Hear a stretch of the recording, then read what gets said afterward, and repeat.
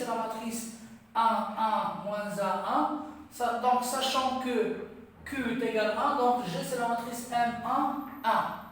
La première question, déterminer G-1.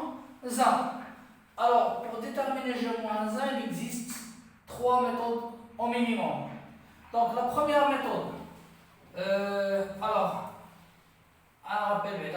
première méthode. Donc, si je prends M, une matrice A, B, C, D, le déterminant de M, c'est A, B, C, D, est égal à A fois D moins B fois C. Alors, M inversible, donc elle admet asymétrique pour la deuxième loi de la loi M de R plus fois. Si seulement si déterminant de M différent de 0. Et dans ce cas, M moins 1 est égal à 1 sur déterminant de M. Alors là, je commute les deux composants du diagonale et je multiplie par le moins les deux autres composants. Alors, pour notre matrice, G est égal à 1, moins 1, 1, 1. Déterminant de G, c'est 1, c'est 2. Elle est différente de 0, alors G, elle est inversible. Et G moins 1, c'est 1 sur déterminant et roi 1 demi, fois 1, 1. Donc, j'inverse les deux composants du diagonale. Maintenant, je multiplie les deux autres composants par moins, donc on a moins 1 et 1. Et c'est la matrice M, 1 demi, moins 1 sur 2. Donc, elle dit c'est G moins 1.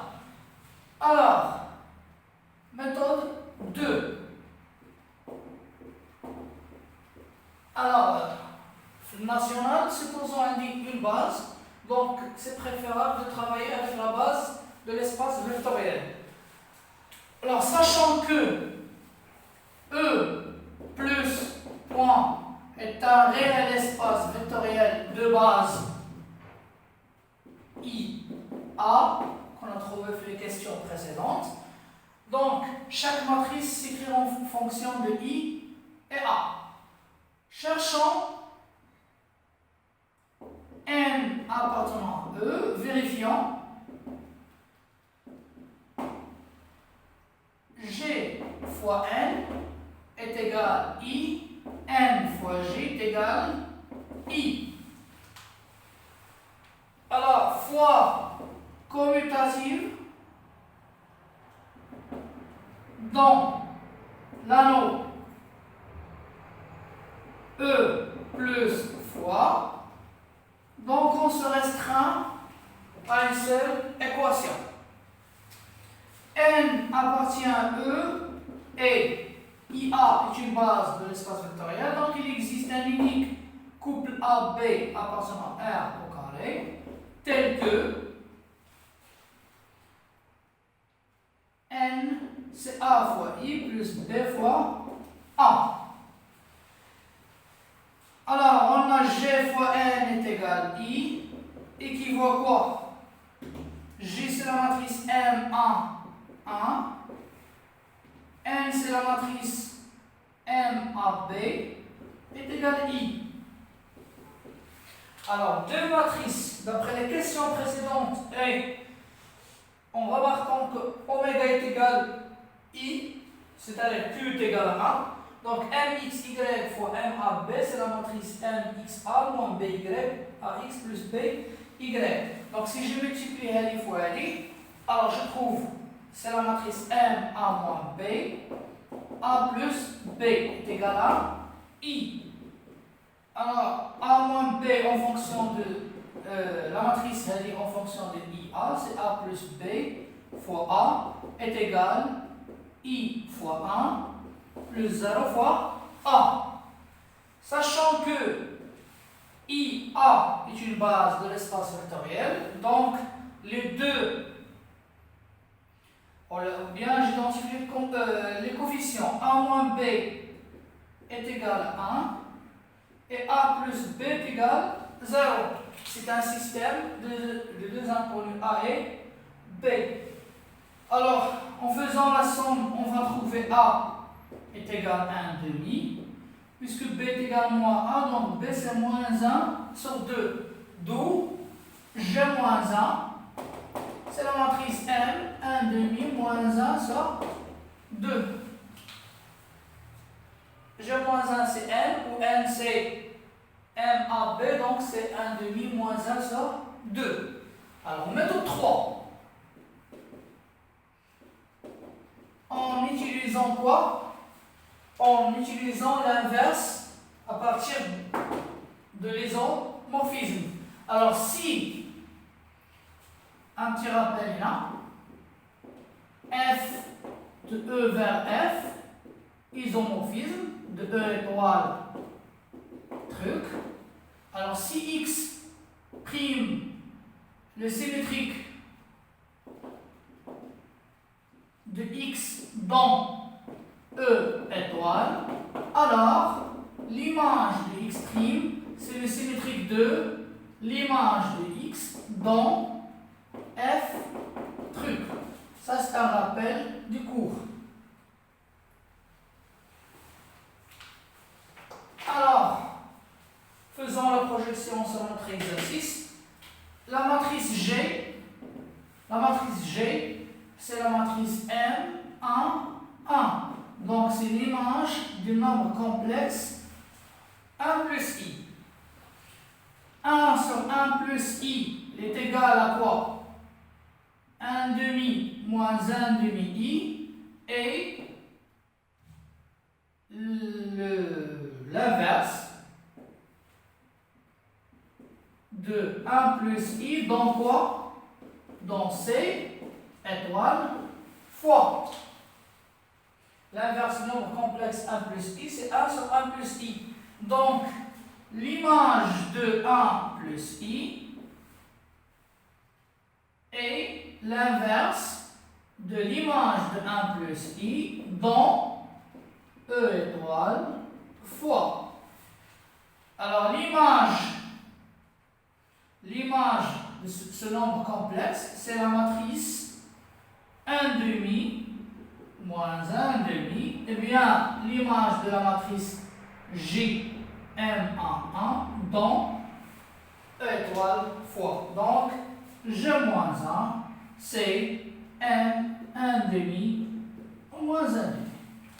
Alors, national, une fois été le prof, l'isomorphisme, je travaille avec l'isomorphisme. Supposons un espace vectoriel avec une base, je travaille avec la deuxième méthode. La méthode 1, qui est le programme, mais national, je ne peux pas normalement. Alors, je passe à G à la puissance N. G à la puissance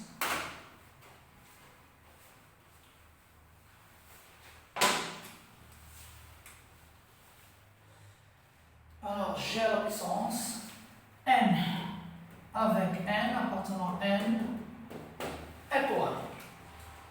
Alors, je prends méthode 1. Méthode 1, si déjà il y a un isomorphisme. Alors, méthode 1, G à la puissance N, c'est M1, 1 à la puissance N, sachant que c'est f de 1 plus I. Donc, G à la puissance N, c'est f de 1 plus I fois f de 1 plus I fois f de 1 plus I. Combien de fois? C'est N fois. F étant un homomorphisme, donc c'est f de 1 plus I fois 1 plus I fois 1 plus I. Combien de fois? N fois. Alors,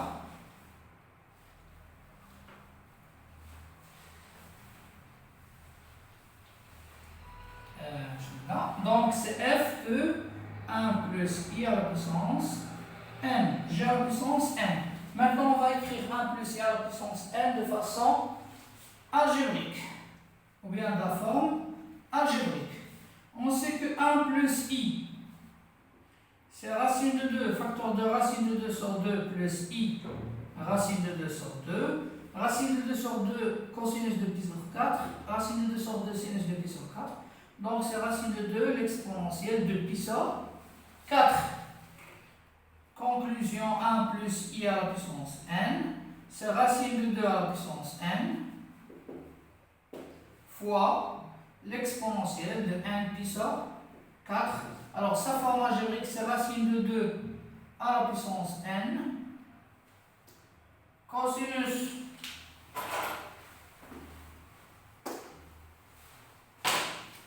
de n pi sur 4 plus I racine de 2 à la puissance n sinus n pi sur 4. C'est la forme algébrique, donc x plus I, y. Donc g à la puissance n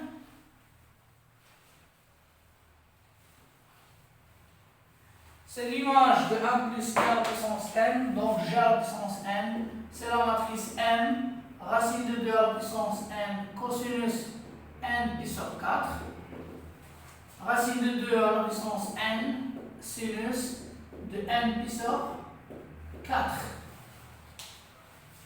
Maintenant, je passe à la question, ou bien je passe à la deuxième méthode, méthode 2.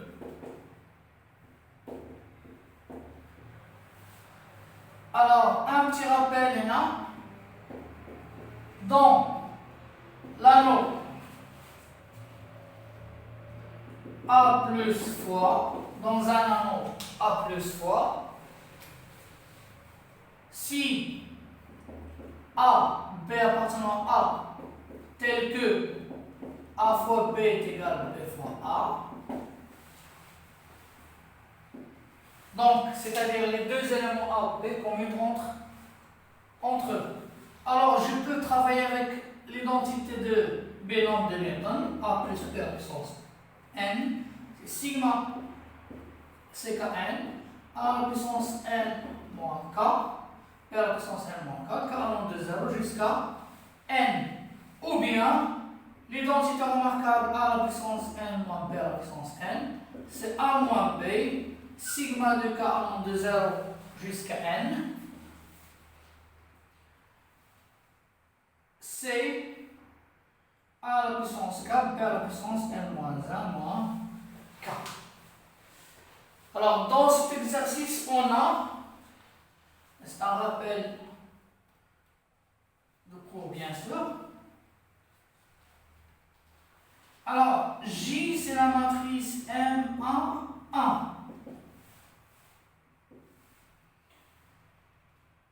c'est la matrice I plus A. Or, on dit I fois A est égal à A fois I. Donc, on peut utiliser le binom de Newton. A plus B, c'est-à-dire G à la puissance n et I plus A à la puissance n.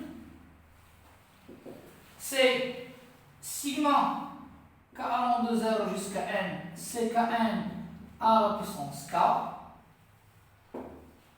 I à la puissance n moins K, sachant que I à la puissance n moins K, c'est I, donc c'est sigma de K allant de 0 jusqu'à n, c'est Kn à la puissance K. Maintenant, je dois écrire A à la puissance K en fonction de I ou bien de K ou bien des deux. On a, d'après la question, je pense, la question 1b, et en remplaçant Q par 1, A au carré plus I est égal θ. Donc A au carré, c'est moins I. On va faire une conjecture, donc A au carré est égal à moins I, A à la puissance 3, c'est moins A à la puissance 4, c'est I, A à la puissance 5, c'est A à la puissance 6, c'est moins I. Donc, une conjecture, là, s'impose A à la puissance 2 de P par exemple, c'est moins 1 à la puissance P fois I. A à la puissance 2p plus 1, c'est moins 1 à la puissance p fois a. Donc, on a une conjecture les 4 composés. Donc, si par exemple p est égal à 0, a à la puissance 0 c'est i. P est égal à 1, a au carré c'est moins i. Une démonstration par récurrence rapide, faisable. Alors revenons à notre sigma.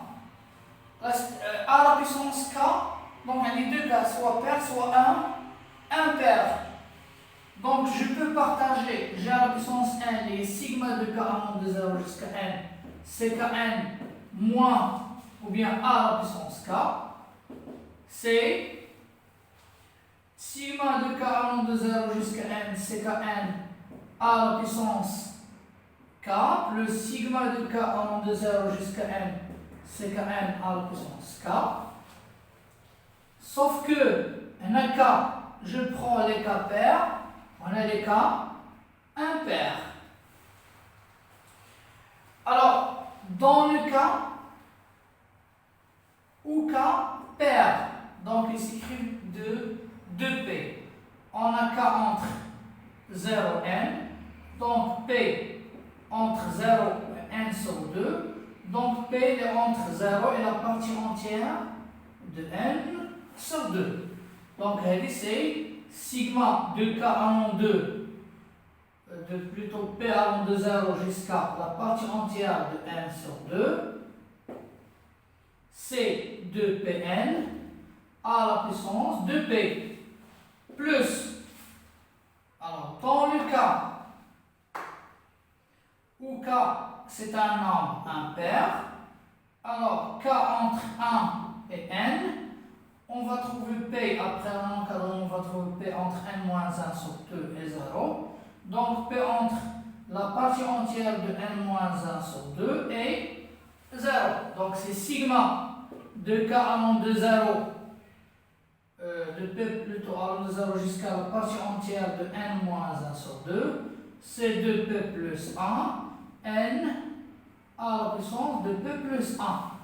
Conclusion, c'est sigma de p allant de 0 jusqu'à la partie entière de n sur 2, c'est 2pn à la puissance de p, c'est moins 1 à la puissance p, fois i, plus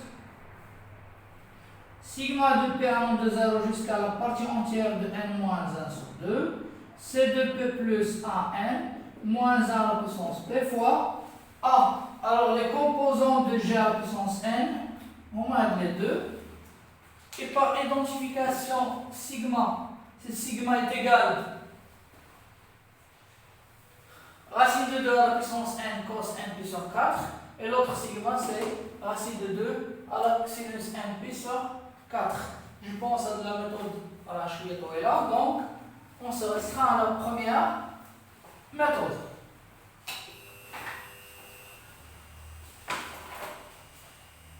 Alors on passe à la question B.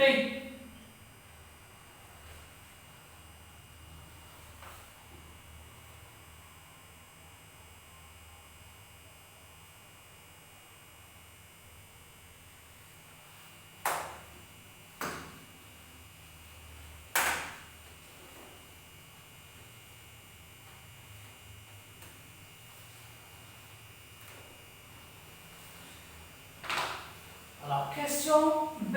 Déterminer les coordonnées de Mn dans la base B, I, A. Alors, on a I fois J est égal à J fois A. G fois I est égal à J. Donc, on peut utiliser l'identité remarquable. A à la puissance N moins P à la puissance N, c'est A moins B fois sigma. Donc, si je multiplie Mn par G moins I, Mn est égal à quoi? C'est M G moins I sigma de J à la puissance K, K allant de 0 jusqu'à N. Alors en utilisant l'identité remarquable, Désolé, la faute, c'est n moins 1. Donc, en utilisant l'identité remarquable, c'est g à la puissance n plus 1, moins i à la puissance n plus 1, il y a i. Alors, on a dit que, on a demandé d'écrire mn dans la base ia, c'est-à-dire mn appartient à e. Donc il existe AB appartenant à R au carré, tel que mn, c'est AI plus B, A. C'est la matrice M, A, B. Alors revenons à l'équation. G moins I. G moins I. J, c'est la matrice M, 1, donc c'est la matrice I plus A. Alors si je remplace, on va trouver A fois M A B est égal G à la puissance n plus 1 moins I. A, c'est la matrice M.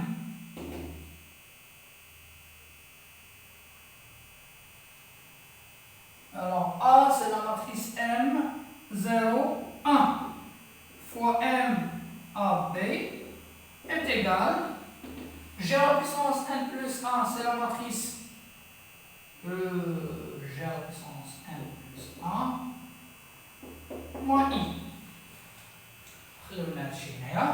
Donc 0, 1, on a M 0, 1, c'est l'image de I fois l'image de A plus I B. C'est l'image, ou bien c'est la matrice M racine de 2 à la puissance n plus 1 cosinus de n plus 1 sur 4 fois pi.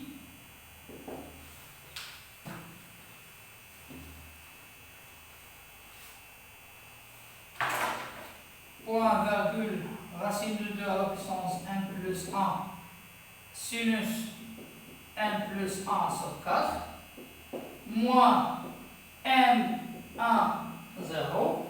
On va trouver Hadi fois Hadi, c'est un isomorphisme, donc c'est f de a i moins b est égal la matrice m racine de 2 à la puissance n plus 1 cosinus de n plus 1 sur 4 fois pi, racine de 2, bien sûr, moins 1, racine de 2 à la puissance n plus 1, sinus de n plus 1 sur 4. Donc, c'est l'image du nombre complexe racine de 2, n plus 1, cosinus n plus 1 sur 4. Pi moins 1, racine de 2 plus I, racine de 2 à la puissance n plus 1, sinus de n plus 1 sur 4 fois pi. F étant une bijection, donc AI moins B est égal à ce nombre complexe. Par identification des coefficients, on trouve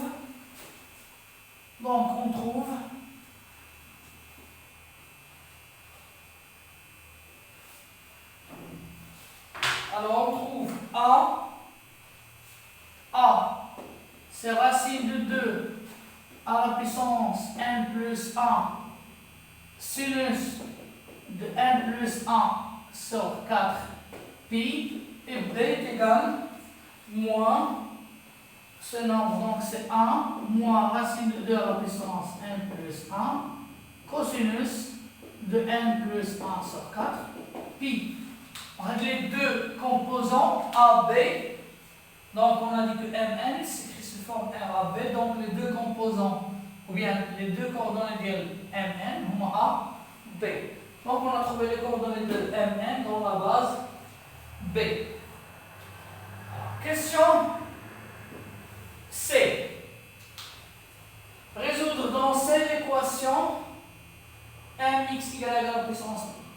3 est égal à J. Alors, M x y à la puissance 3 est égal à J.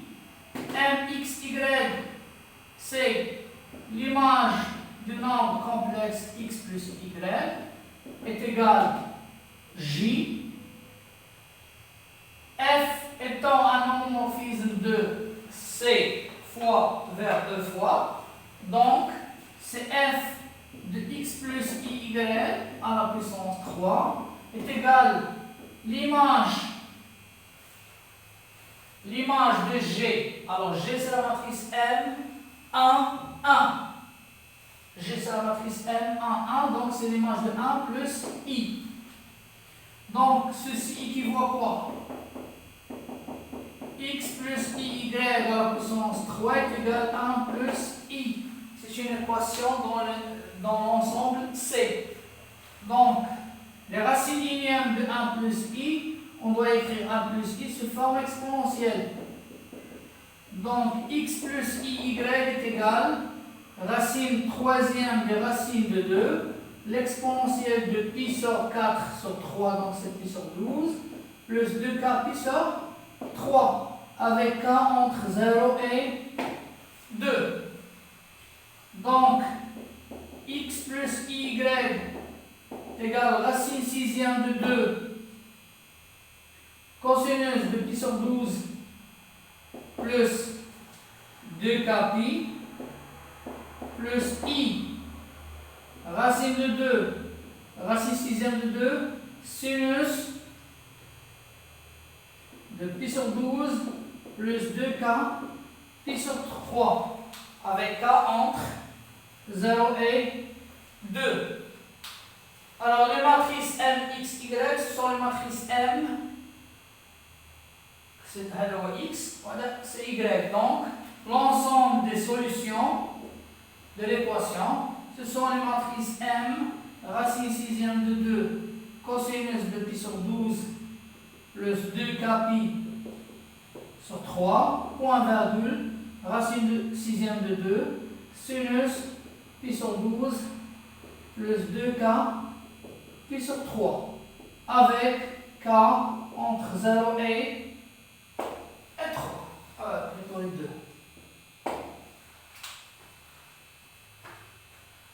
Maintenant, on passe à la question 5.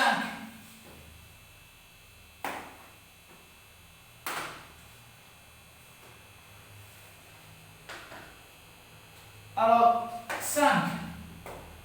Q est égal à 3. Donc, oméga, c'est I racine de 3. K, c'est la matrice M 1 demi, 1 demi. Donc, c'est l'image du nombre complexe 1 demi plus oméga 1 demi. Donc, c'est I racine de 3 sur 2. Alors, K à la puissance N, c'est F 1 demi plus I racine de 3 sur 2, le tout à la puissance N, sachant que F est un homomorphisme de C fois vers E fois, donc c'est F de 1 demi plus I racine de 3 sur 2 à la puissance N. Alors, c'est le nombre complexe, l'exponentielle de pi sur 3. Donc f, c'est l'exponentielle de n pi sur 3. Alors k à la puissance n.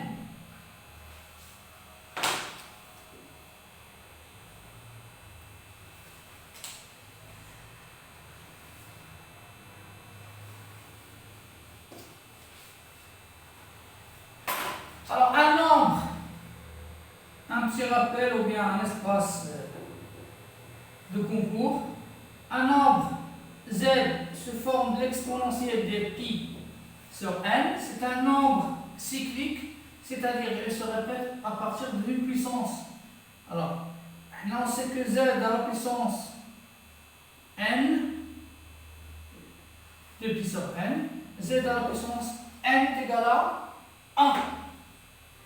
Z à la puissance n est égal à 1. Donc, à partir de k, à partir هنا z à la puissance p est égal z à la puissance r avec quel que soit p appartient à n. Z à la puissance p est égal z à la puissance r avec p est égal nq plus r. R c'est le reste de la division euclidienne de p sur n. Alors si je prends